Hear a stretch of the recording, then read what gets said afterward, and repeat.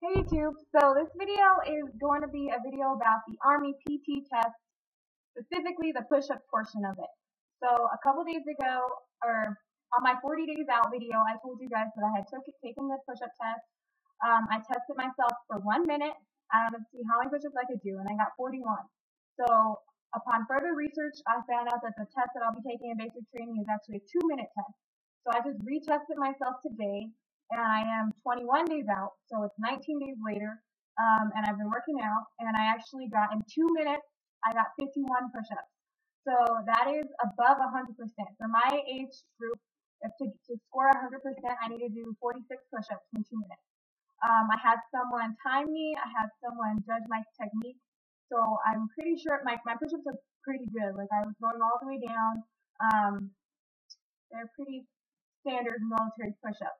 So I wanted to give you guys some pointers on how I got to that score and some tips and some workout plans for you guys to get to good scores on your push-up test. So the first thing I would do to start with before you even start working out is just test yourself to see how many push-ups you can do in 2 minutes. Have someone time you and have someone judge your technique. So just have a friend watch you push-ups, make sure you're going down all the way, make sure your butt isn't in the air, make sure you're not allowed to let your knees touch the ground during any time in those 2 minutes. You are allowed to stop, but you can stop and put your butt up in the air. You can't go to your knees or rest on the ground. You can't touch the ground at all. So just have someone test you, have someone judge you, see how many push-ups you can do. Once you get that max, then you can start working out based on that max. So what I did is I start working out. I work out twice a day. I do 2 push-up workouts, and I do this about 3 to 4 days a week. So my first set I do first thing in the morning, right after I get up, just mainly because I know that's the time I'm going to be working out during basic training, so I want my body to kind of get used to that. And I would start with 3 sets of 70% of that initial max. So if your max is 10 push-ups, you're going to do 3 sets of 7, okay? Do the same thing later that day or that evening. So whether you go out on a run, do them before your run or after your run or before you go to bed, just do it twice a day. So you're going to do that for 2 weeks. After 2 weeks, you're going to retest yourself.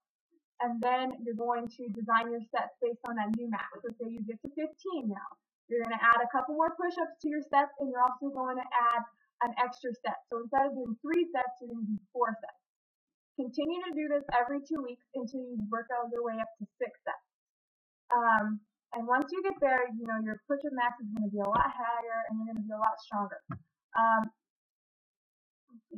And so to further challenge yourself with different push-ups, because your body will start to get used to the standard push-ups. I have 3 sets of challenge push-ups that I like to use. So my challenge push-ups are, the first push-up is called raised incline push-ups. So for these push-ups, you are actually going to find something that is a foot to 2 feet tall. A set of stairs works, a chair works, something like that. And you're going to position your feet on that before you do your push-ups. So you're going to get your feet up on the chair, and then your hands are going to be down in push-up position. So your legs are going to be at an incline. So this puts a lot more weight on your arms and a lot more weight on your hands, and it makes your push-ups more difficult. So you can start doing sets of push-ups, raised incline push-ups. It's going to challenge your body a little bit more. It's going to kind of break you out of that mold of normal push-ups and help you push on to the next level. Another good challenge push-up to do is your barbell push-ups.